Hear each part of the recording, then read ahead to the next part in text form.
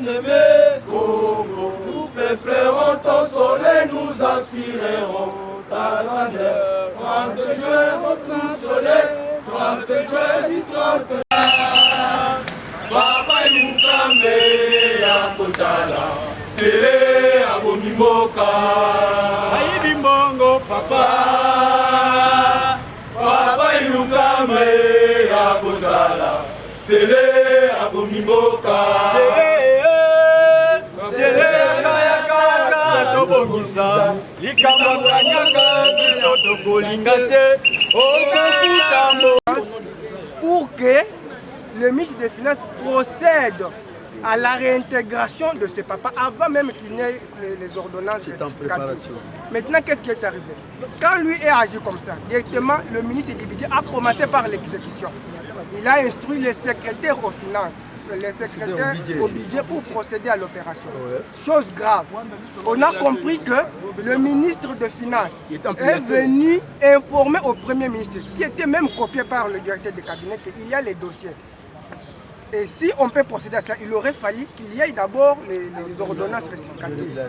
C'est maintenant que le Premier ministre a rédigé ces documents qui ne collaborent pas à ce statut en tant que deuxième personnalité. Les mémos que nous allons déposer est celui-ci. Nous l'avons présenté notre indignation avec des fautes d'orthographe. Le Premier ministre ne connaît pas où c'est le siège. Il y a une personne qui parle. Vous comprenez? La lettre du Premier ministre nous fait comprendre que ça ne vient pas de lui. C'est un faux usage en écriture. Il doit y avoir un clic d'individus qui se sont arrogés le pouvoir pour saper l'honneur du Premier ministre et empiétiner, n'est-ce pas, les instructions du Président de la République. Nous venons ici exiger pour que tous ces auteurs de ces faux en écriture soient poursuivis. Et nous venons exiger ici, sans délai, que ce papa soit réintégré avant même qu'il n'ait. Et nous nous posons la question. Ils exigent les ordonnances rectificatives. Mais que nous rendons compte que depuis 2009-2010 aujourd'hui, les papas sont payés leur salaire mensuel et payés depuis là jusqu'à aujourd'hui. Il aurait fallu qu'ils exigent cette ordonnance. Voyez, ça n'a pas de tête. Nous venons l'exiger qu'à partir de demain, il y ait des instructions pour l'application de ces instructions du président de la République. C'est celui-là, en bref, le contenu de notre mémoire. Merci beaucoup. Combattant, combattant jusqu'à la mort. Oh, combattant, je serai combattant jusqu'à la mort. Combattant jusqu'à la mort.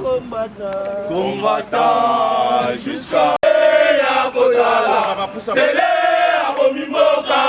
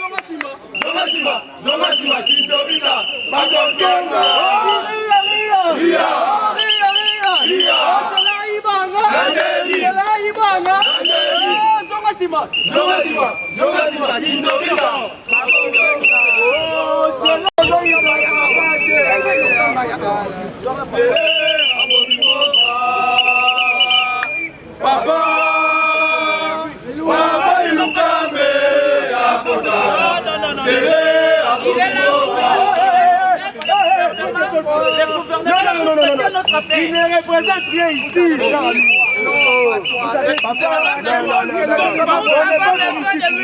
On n'est pas ici.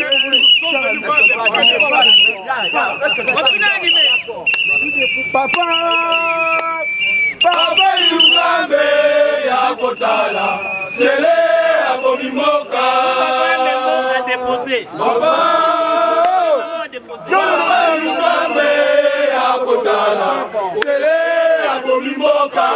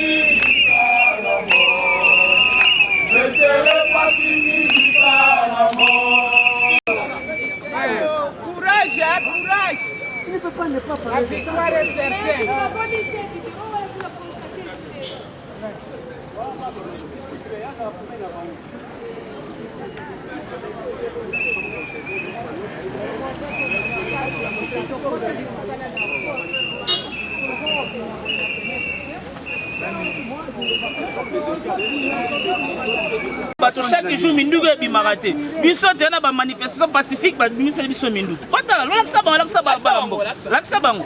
Na beni minembo ba congolais ba kupa chaque jour Mindugu est bimaraté sécuriser ba congolais. Mais biso ba activiste to yena ba action pacifique tane ba bimiseli biso mandoki.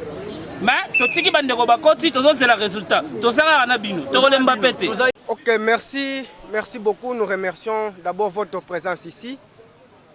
Il vous souviendra qu'il y a près de presque 3 jours, nous avions informé l'opinion sur la situation qui se passe au niveau du ministère des Finances. Il s'agit de la réintégration qui a été déjà ordonnée par la commission interinstitutionnelle instituée par le Premier ministre, chef du gouvernement. Il se fait que ces fonctionnaires qui ont été réintégrés jusqu'à aujourd'hui n'ont jamais bénéficier de cette réintégration effective. Raison pour laquelle nous, le mouvement citoyen, lorsque nous sommes saisis de ce dossier, nous avons engagé les actions pour qu'enfin justice soit faite et que ce vieux papa qui ont servi l'État congolais soit réhabilité dans leurs droits. Aujourd'hui, nous sommes ici à la primature où nous avons pris langue avec le Premier ministre via son conseiller qui nous a indiqué ceci. Depuis le mois d'août, ils avaient déjà saisi la présidence de la République par le biais du directeur de cabinet, à travers laquelle correspondance ils demandent des ordonnances rectificatives qui vont abroger les ordonnances prises en 2009-2010 par le président Kabila afin que ce papa soit réintégré efficacement et effectivement. Et là, nous avons pris comme conclusion avec les conseillers du Premier ministre. D'abord, nous allons contacter le directeur de cabinet pour accélérer les processus, n'est-ce pas, de la prise de ces ordonnances rectificatives. De 2, au cas où il y aura des entraves pour rencontrer le directeur du chef de l'État, nous allons contacter le ministre près le président de la République pour que lui aussi nous accompagne dans ce combat. Nous avons ici les mécontentements pour dire à l'opinion que l'État congolais doit être reconnaissant vis-à-vis de ce papa. Vous regardez l'âge. En 2009-2010, ils ont été nombreux. Aujourd'hui, il ne reste que peu. Beaucoup sont morts par manque de survie avec leur famille. Leurs enfants n'étudient pas. Donc, beaucoup de situations difficiles que ce papa traverse. Et c'est ici où nous lançons un message à l'État de prendre conscience en tant que père de famille pour réhabiliter ce dont ce papa mérite comme droit légitime. C'est cela le message le plus bref que nous pouvons donner à l'opinion publique nationale qui nous écoute. D'après vous, qui bloque les dossiers en question ou qui est l'élément, qu'est-ce qui est l'élément qui complique ces dossiers?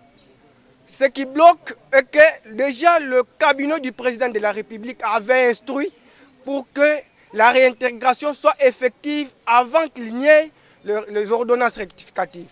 En même temps, nous voyons le Premier ministre qui exige les ordonnances rectificatives. Donc aujourd'hui, nous ne pouvons que dire les blocages est au niveau de la présidence où nous avons d'abord besoin de ces ordonnances rectificatives. C'est cela la réponse. Est-ce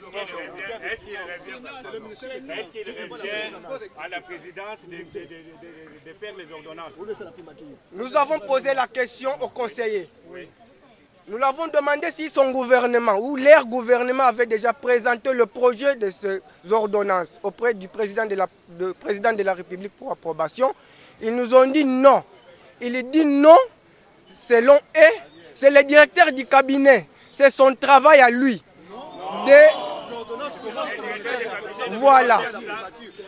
Ils disent le directeur de cabinet, dans ses prérogatives, de présenter.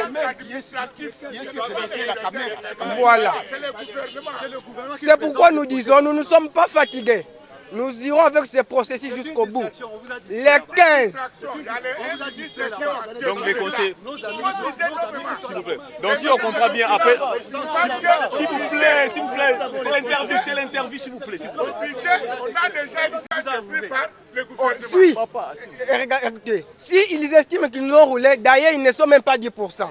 Parce que les 15, à partir de ce soir, nous prenons langue avec le ministre délégué au chef de l'État, à qui nous allons voir, pour savoir à quel niveau se trouvent ces ordonnances. Soit les 15, nous serons entre le ministre de la fonction publique pour réclamer, n'est-ce pas, cette proposition des ordonnances, ou à la présidente de la République. Nous vous promettons que c'est un combat qui va aller jusqu'au bout, dès lors que toutes les lettres administratives accordent crédit à ce processus. Rien ne va se perdre. C'est derrière un pas pour nous, les activistes qui avons saisi ces dossiers. Le cabinet a écrit, tous les ministères ont exécuté, sauf le ministère des Finances. Donc, ce n'était pas, c'est un ordre du chef de l'État qu'on a, et nous appelons ça l'insubordination. L'insubordination vis-à-vis du ministre des Finances. Donc, c'est ça qui bloque. D'ailleurs, à l'époque de Mobutu, ouais, il donne l'ordre. Exécuter, faites ceci. Est-ce que Kengodon va dire non? Le directeur de cabinet a reçu l'ordre du chef de l'État. Soyons réalistes. Permettez, papa, selon vous, c'est le ministre des Finances. Le ministre des Finances. C'est le ministre des Finances qui bloque. Il est complice avec celui de... Quelles que soient ses qualités, mais il y a l'insubordination. Avec le Premier ministre. C'est le ministre des ce Finances. qu'ils ont fait. Parce qu'hier, on a exécuté sans problème. Merci. Maintenant, je vous parle en tant que président du comité de suivi des recours de toutes les personnes concernées. C'est de l'amalgame qu'on fait ici à la primature, parce que les projets d'ordonnance ont déjà été transmis ici par la fonction publique. Ça, c'est un. Deuxièmement, est-ce qu'il est normal qu'un Premier ministre qui a formé le gouvernement puisse signer une lettre en amplifiant des personnes qui n'existent pas? Aux finances, il y a un ministre des Finances, c'est vrai. Au budget, il n'y a pas un ministre d'État, ministre du budget. Dans le gouvernement actuel, comment le Premier ministre peut-il signer une lettre? Il amplifie à un ministre d'État, ministre du budget, qui n'est pas dans son gouvernement. Ça, c'est un. Deuxièmement, c'est lui-même qui a formé le gouvernement. Comment ignore-t-il qu'à la fonction publique, il n'y a pas un monsieur qui gère le ministère, il réserve copie à monsieur le ministre de la fonction publique. Quelle aberration! C'est une honte pour un premier ministre qui a formé lui-même ce gouvernement. C'est très grave. Et puis, il donne l'adresse du chef de l'État, c'était de l'Oïwa, à Gombe. Scandale. Donc, ceux qui ont conçu cette lettre ne sont pas dignes d'être à ses côtés si réellement c'est lui qui l'a signé. Et c'est lui qui l'a fait signer. Monsieur, Excellence, Monsieur le Premier ministre, vous devez corriger et rectifier ce que vous devriez faire. C'est-à-dire, vous devez restructurer votre cabinet. Il y a un désordre technique et scientifique. C'est pourquoi nous avons voulu savoir l'authenticité de cette correspondance. C'est une honte. Parce que un premier ministre qui demande au cabinet chef de l'État de lui envoyer ses ordonnances. C'est quoi ça? C'est le monde à l'envers. C'est le monde à l'envers. Alors que celui qui est censé envoyer à la présidence les projets d'ordonnance. Ok. Monsieur, je suis très content de ces questions. Si cette lettre n'est pas authentique, pourquoi son directeur de cabinet ose dire non? Ce sont des erreurs qui sont possibles. Vous trouvez ça normal? Donc, en direct, simplement, en conclusion, il couvre les bêtises du ministre des Finances. Ça, c'est un. Deuxièmement, parce que ces agents des finances et budget ne concernaient pas ces documents là-bas, alors que la réintégration ne concerne pas seulement les deux ministères. Combien d'institutions qui sont considérées? Combien de ministères? Alors, vous savez pourquoi ça? Je vous donne le secret. C'est parce que Finances et Budget payent des primes spécifiques à ces agents. Or, depuis qu'on les avait mis à l'écart, on a coupé cette prime depuis août 2010. Cet argent n'a jamais quitté l'état liquidatif de la paye. Donc, cet argent continue à être consommé illégalement. Ils sont en train de couvrir. Moi, je vous dis, beaucoup de buildings ici sont construits par l'argent qui sort du trésor public dans l'enveloppe de rémunération. Cela, vous devez le mettre en tête. Et ces gens-là qui ont bouffé sur cet argent ne veulent pas que la chose change. Or, ce sont les mêmes personnes qui étaient dans ce rouage là-bas. Votre ministre des Finances, il a été directeur de cabinet du ministre des Finances. Il est allé à la primature avec ses mêmes ministres. Ok? Donc il connaît le secret. Est-ce que vous avez déjà entamé les démarches pour voir le secrétaire général? Nous n'avons pas à ne pas le faire. On commence par l'acteur principal, le délégué des finances. Lui-même a donné la copie de cette lettre-là. La soi-disant signée par son Excellence, Monsieur le Premier ministre. Ceux qui ont été le voir, notamment les délégués des soins de finances, il les a reçus et il a payé le transport en leur remettant la copie de cette lettre. Allez-y comprendre quelque chose. Et on arrive ici, son directeur de cabinet qui commence à raconter des choses inadmissibles. Nous sommes des cadres scientifiques, intellectuels. Nous ne sommes pas de la rue, nous ne sommes pas des primériens. Il doit savoir ça. Ok? Nous avons l'expérience de l'administration. Nous avons été des conseillers des cabinets du ministre. Moi qui vous parle, j'ai même été député. Il ne faudrait pas qu'on nous raconte des bêtises. Alors, Monsieur le Premier ministre, si réellement vous êtes à votre place, s'il vous plaît, cherchez la personne qui vous a fait signer cette lettre. Si réellement c'est vous qui l'avez signée, et ce n'est pas vous qui l'avez signée, entamez les démarches pour détruire ces réseaux de malfaiteurs. Parce que ces réseaux est en train de sortir beaucoup de fausses lettres avec des signatures imitées. Je vous remercie. Papa, aujourd'hui, on vous a vu accompagner des amis de mouvement citoyen. Vous êtes au niveau de la primature. Qu'est-ce que vous êtes venu faire accompagner de ces jeunes? Nous sommes venus chercher notre réintégration en activité de service par le ministre des Finances. La commission qui a été mise en place avait regroupé toutes les institutions congolaises. On a passé en revue les recours qui étaient déposés par les agents contre les ordonnances de 2019, de 2009 et 2010. La commission a terminé ce travail. Elle a fait la part des choses. Les agents qui étaient maintenus à la retraite, on les a mis d'un côté. Les agents qui pouvaient réintégrer, on les a mis de l'autre côté depuis 2011. Mais à notre grande surprise, cette réintégration ne devient pas effective compte tenu de la mauvaise volonté des dirigeants actuels politiques. Nous avons été plusieurs fois au ministère des Finances pour demander notre intégration. On nous repousse. La fonction publique nous a appelés en tant que délégués des agents concernés par ces ordonnances-là. Nous avons siégé à la fonction publique pendant presque toute une semaine. Nous avons établi des listes. La fonction publique nous a dit qu'on va faire le projet d'ordonnance qu'on transmettrait à la primature. La primature va les approuver et puis on transmet à la présidente pour signature. Il y a à peu près maintenant 2 mois, il n'y a rien qui s'est fait. Nous sommes les fonctionnaires de l'État. Nous sommes les agents des carrières. La fonction publique est apolitique. Mais pourquoi est-ce qu'ils veulent politiser le dossier des administratifs? Nous avons passé toute une carrière. Depuis notre jeunesse, nous avons servi l'État dans l'administration publique. Arrivé à l'époque des retraites, on est en train de nous faire défiler comme ça. Depuis 2010 jusqu'à maintenant, il n'y a rien qui s'est fait. Nous sommes en train de faire appel au Premier ministre. Mais au niveau de la primature, n'est-ce pas, on vous a renvoyé à la présidence? Au niveau de la primature, il n'y a aucune suite favorable. Selon la restitution actuelle, il n'y a aucune suite favorable qu'on nous donne. Le Premier ministre, nous avons considéré la lettre qui a été adressée au ministre des Finances. Parce que le dossier au ministère des Finances était déjà prêt. Nous avons travaillé avec... Qui a été l'auteur de cette lettre? La lettre, on dit que ça vient de la primature. Mais quand vous lisez la lettre, ce n'est pas une lettre qui a été éditée à la primature.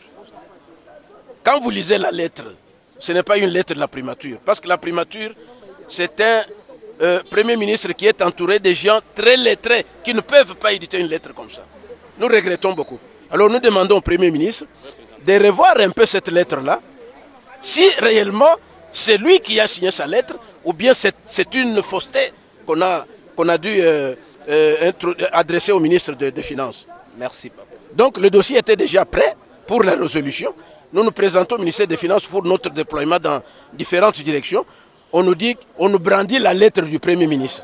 C'est ainsi que nous sommes venus aujourd'hui à la primature. Merci, papa. Ok, merci.